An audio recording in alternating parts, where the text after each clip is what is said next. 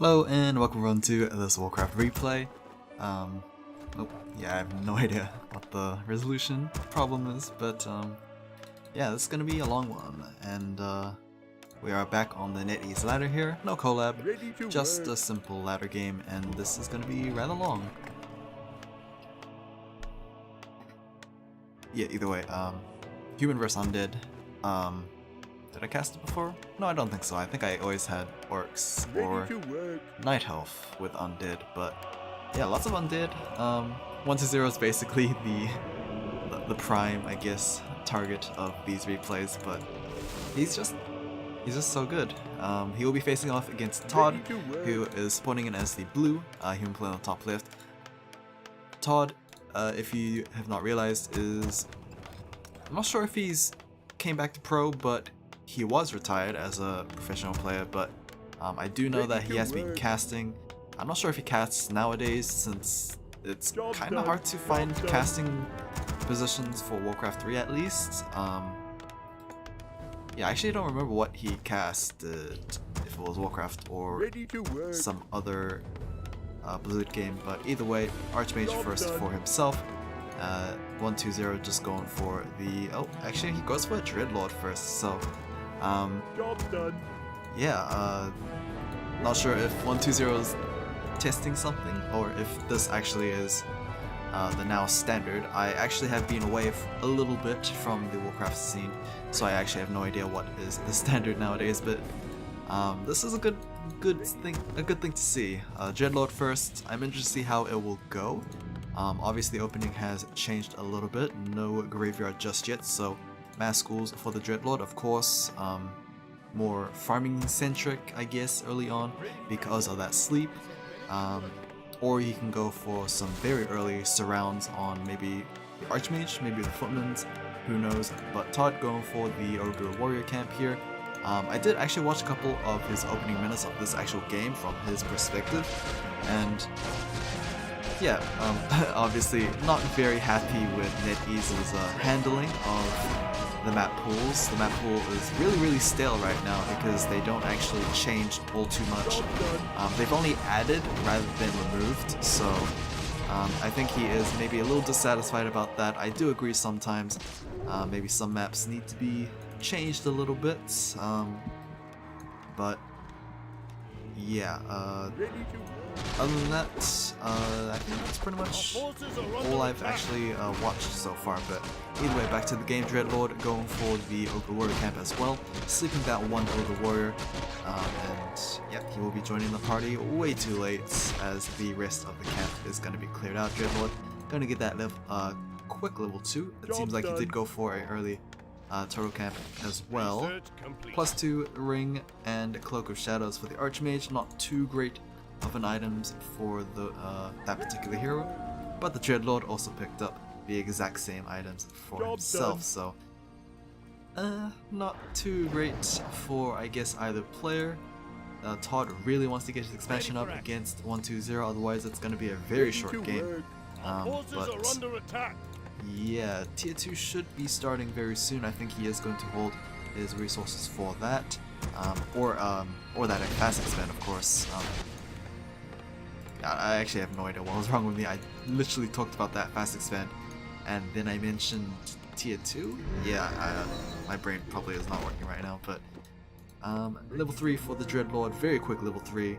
Not sure if he has Carrion Swarms or not, because that was, I believe, one of the abilities that was buffed in this particular patch, but we don't see a Lifesteal Aura, so we could be seeing Carrion Swarm.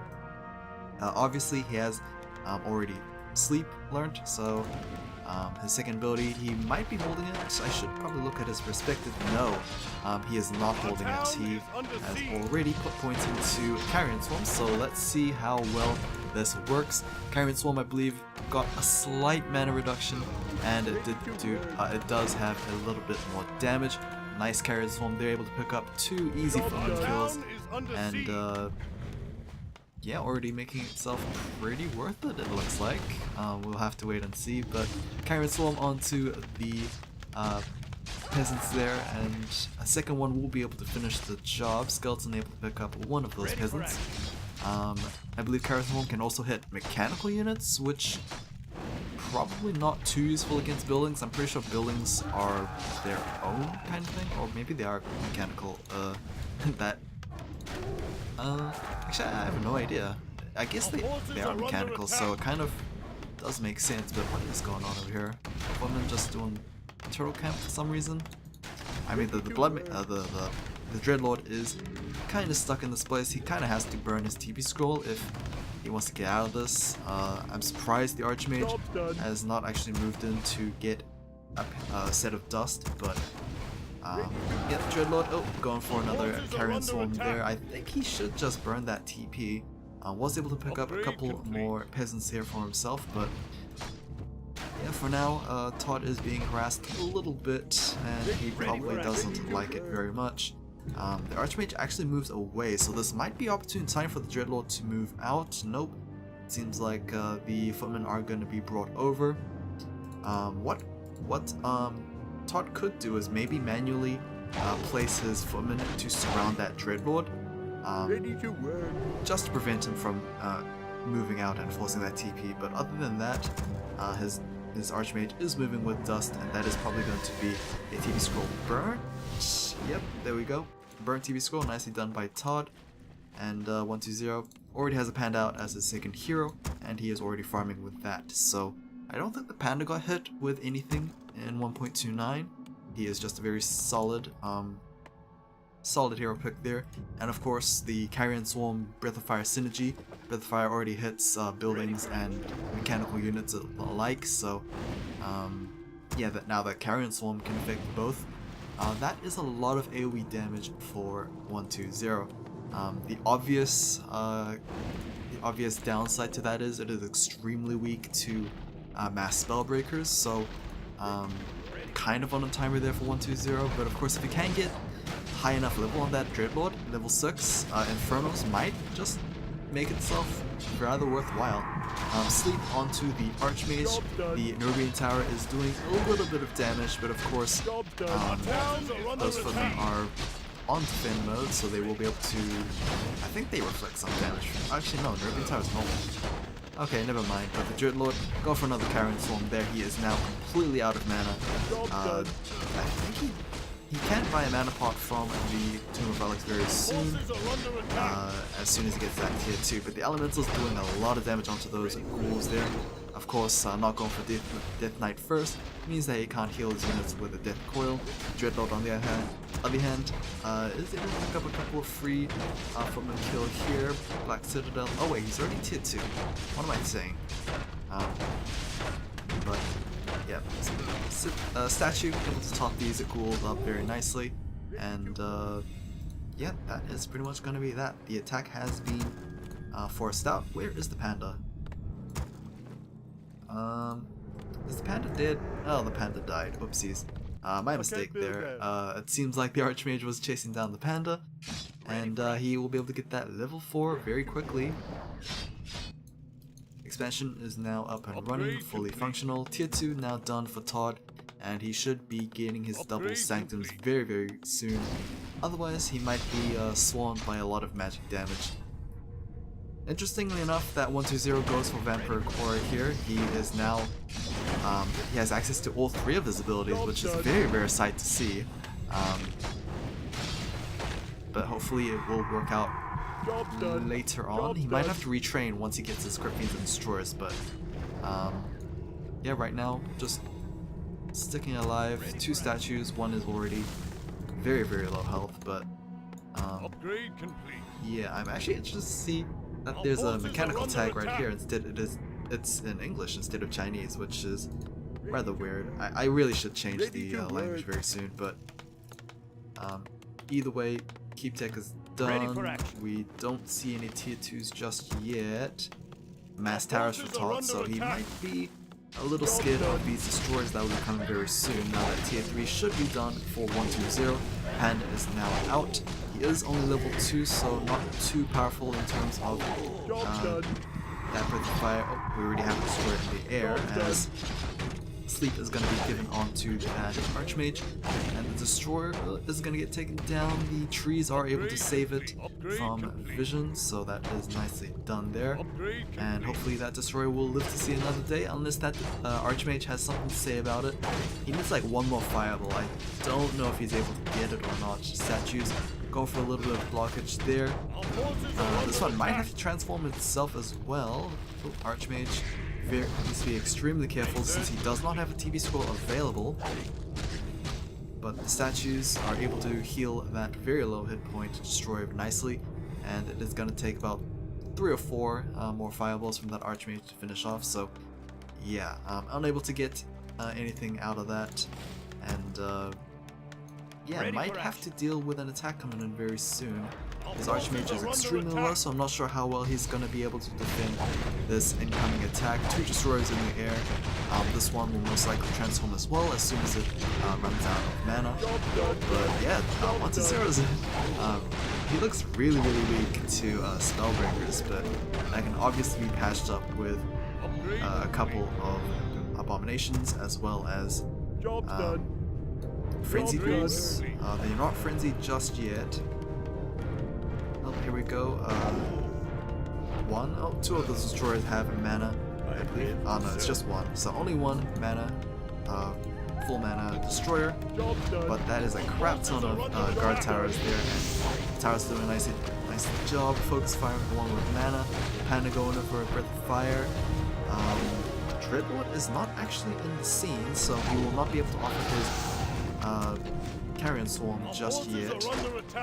Pally comes out as the second hero for ToD. He needs to, yeah, I guess he really does need to deal with this AoE damage, which I'm not sure if the Pally is the right hero for it, since he only heals 1 at a time, but he can definitely deal with any undead units thanks to his Holy Light. He can definitely go for one on these Destroyers right now, but since there is no Death Coil on the field, there's no real urgent need to go for that. Instead, he is just going to heal his units. 1 Destroyer is down, a second one will be able to survive. 1-0 able to pull them out very on time, I guess. Panda is going to be given a health pot just to keep alive a little longer, and it seems like ToD is going to be pushed back yet again. Destroyer, let's be extremely careful not to get too close. He is still about 1 or 2 fireballs away from dead. But yeah, I guess in terms of levels are going really well for both sides. Dreadlord is nearing that level 5. Meanwhile, the Archmage is also making his way there as well. Pally able to get taken down. That is kind of the downside of going the Holy Light first, of course. Divine Shield definitely can't keep that guy alive, but of course, at the same time, I guess Divine Shield first, Pally would have been completely useless. Nice sleep surround onto the Archmage, and no TP scroll available, like I said before, is going to lead to a dead Archmage, and he'll just be revived to the tavern. So, a little bit sloppy, I guess, from ToD to move out with an Archmage who doesn't have his TB scroll available, and his Pally doesn't have Sanctuary because Fortress Tech is not even done. So yeah, I mean, it's nice and all to keep his opponent where you know he is, but he did just lose both of his heroes at the same time, so a lot of resources expended there, and of course,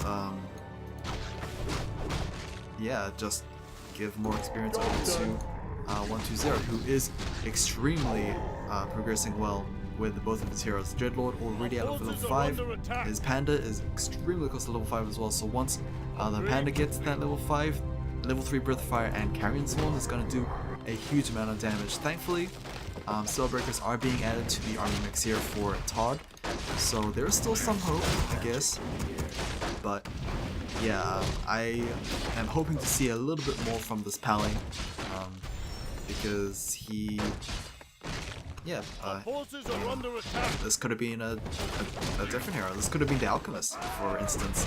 Alchemist would have been not like overall better, but he would have helped a lot in terms of AoE healing. I say not all the while better because he can still get cancelled with a nice sleep.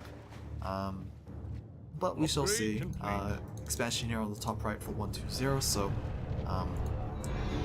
yeah, I guess he needs another base to support all these destroyers in the air right now. Lots of towers yet for ToD in the main base. Yikes, that carrier swarm did so much damage. Almost able to one-shot those peasants there, but with the combination of Breath of Fire, those towers slash peasants are just being melted. That spell damage is incredible, and Dreadlord is being focused by those towers, but he does have a full 15 invuln if he wants it. He also has, I believe it has, oh actually no, no TV scroll available for the undead heroes, so yeah, he needs to bail out as soon as possible. Those destroyers will just be flying away since there's no real way to actually catch up to them. And yeah, that was pretty disastrous on ToD's side. He lost a lot of peasants. He lost a couple of, well, he lost a lot of towers, but I don't think he lost anything other than that. But yeah, having to be forced to either cancel a castle tech and build more peasants, or move on without any peasants while a castle tech finishes. That is a very, very big big conundrum that ToD has been placed into, and his destroyer harassment is still doing very, very well. Even without mana, these towers, I mean, without any towers to actually defend, it is extremely hard for these destroyers to actually be dealt with. Archmage, I mean, he could place down water elementals, but with so many destroyers on the field, I guess those elementals can actually just be devoured to death. Normally we only see like 2 or 3 destroyers, which I don't think 3 is enough to completely kill a elemental, but with about 5 it seems, I'm pretty sure that is a good enough number. Castle Tech is now done, and hopefully yeah, this first gold mine will be able to be mined out very soon. Oh, very, very heavy on those towers there. Not sure what the Castle Tech is for. We don't have a blacksmith, so I'm not sure what ToD is hoping to achieve with this castle. Oh, never mind, blacksmith is in the back. Okay, my bad. Right now he is just waiting on something. I'm not sure what he is actually going to decide on. Workshops might take a little too long to mess up those flying machines, but here we go with another attack from these destroyers here. 6 in the air, coupled with mana. It always seems like the lowest hit point ones get the mana first, which is a little risky, but then again it seems like ToD is not actually focus firing the low hit point ones first, and it seems like the mana is just going to be expended. The towers being taken very, very quickly, and yeah, it seems like these destroyers, after getting some pot shots on these peasants, just gonna back out. Our town is under siege. Ghouls, I actually have no idea if Frenzy is researched or not. Frenzy is indeed researched. That's strange. The attack speed should be green, which I guess is green on English, but I guess Chinese doesn't really do too much with color coding. Dreadlord still very close to level 6. Panda, I believe, is level 5. Oh wow, he's super. He's made super progress since the last time I saw him. I have no idea where he got the kills needed for that experience, but that is quite a bit. And a Breath of Fire Carrion Swarm combo yet again, able to take down any peasants that go that get caught in its way. Pally, with his Flame Walk now, is able to attack those destroyers and deal a little bit of splash damage. Castle Tech is not enabling too much. I don't really see the reason why Castle Tech was upgraded. Job's done. But yep, still plenty of destroyers in the air for 120. His expansion is, I'm not even sure if it is even, Job's done. if it's even been seen or not, but I mean, the Blight has been seen, I guess, in Fog War, so at least ToD can guess. And honestly, if you're this ahead, if you're 120, you probably should be expanding, which of course he has already done. Army supplies is currently 71 for 120 and 49 for ToD. ToD is, of course, still being pressured very heavily. I'm surprised we're not seeing any meat wagons, but yeah, mass destroyers just seems to be the the target for 120. I did hear a rifleman, and we do see one, so rifleman to take advantage of that true shot aura. I mean, true shot aura, I have not even talked about it at all. It's been there since the beginning of the game, and it has helped ToD quite a bit, but unfortunately it just doesn't seem to be enough. I think the Panda and Dreadlord's just going for pot shots with their spells. Dreadlord is out of mana, and yeah, he needs to wait a while. Oh, yeah, he is not going to get any mana if he just continues to get feedback damage, but oh well.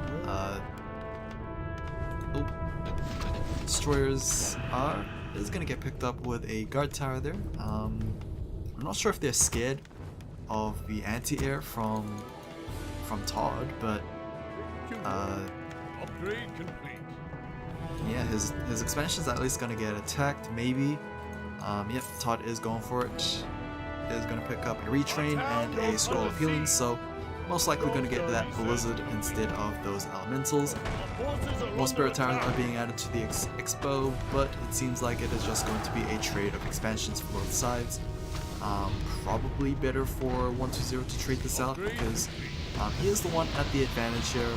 So, I mean, if both sides lose their expansions, it's pretty much just evened out. And since 120 is playing it very, very well, even though it's evened out, he'll be able to do fine.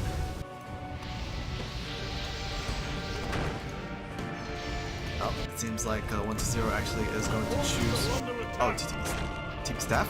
Oh yikes, he TP staffed instead of TP scrolled, so I think he just completely finessed his opponent.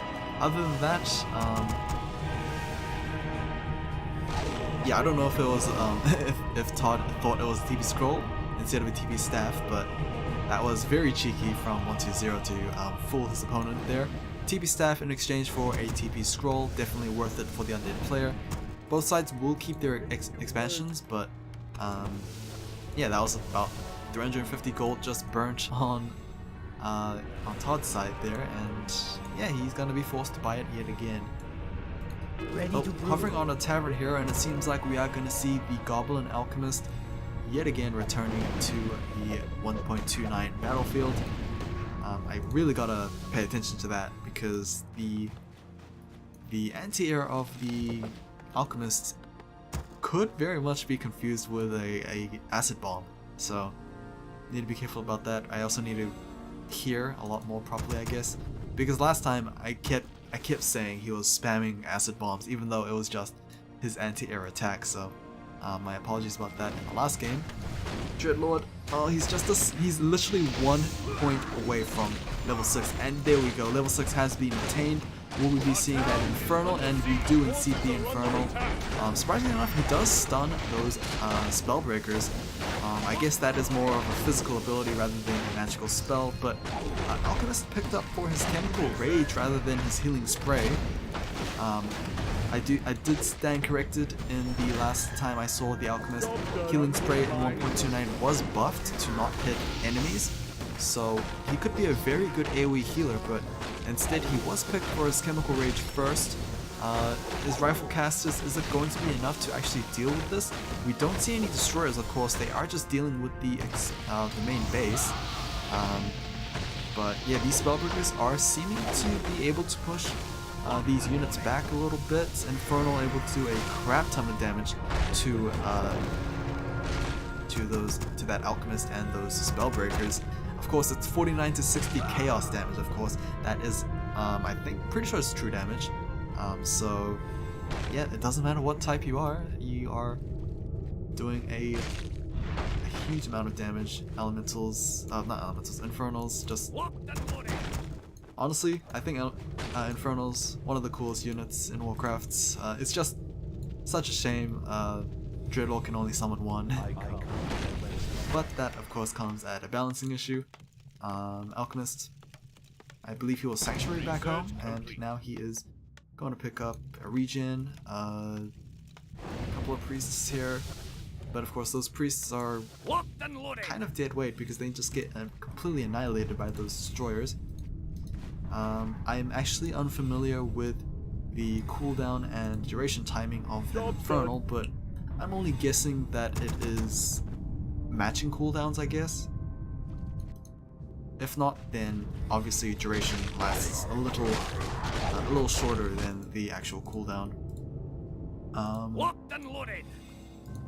Yeah, so in terms of heroes, level 4, level 2, level 1, which is not that ideal for ToD, unfortunately. Meanwhile, 120 is at level 6, level 5. The Panda, about 11 points away from level 6 as well, so not sure if we're going to see Storm of the Fire or not, but I mean, 2 level 6 heroes is actually pretty crazy. ToD has spotted his opponent here. I'm not sure if he's willing to actually go for this. Army supplies are pretty even for both sides, but the hero disparity is a little bit obvious. Carrion Swarm there, another Breath of Fire as well, only hitting a couple of those units, of course. The Spellbreakers are completely immune to that, but the Alchemist did take quite a bit in return. Will we see another combo there? Nicely done, and able to pick up a couple of Priests in exchange for just the mana. So that is going to be level 6 Panda, and he should have access to Storm of Fire. If not, then it's probably just Drunken Brawler, since we don't actually see a Drunken Haze combo at all this game. And that is probably just because 120 wants to preserve as much mana as possible. Creep camps are slowly dying out on all sides. Only this Troll Warlock camp, I believe, is remaining. And this Gargantuan Sea Turtle camp. The rest are now cleared out by ToD. Ooh, that is such a devastating Carrion Swarm there. And yeah, that's just, it's so much damage. How much just a little buff could actually do. I believe level 3 gets like 200